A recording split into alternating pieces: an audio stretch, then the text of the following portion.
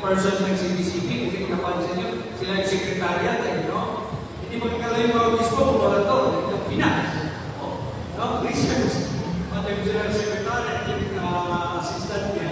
Saan magkala sila panibagong kwento, tungkol sila at panibagong karanasan. May mga sukatan sa kanila, hindi dahil may nangyaring masama, hindi sila, hindi dahil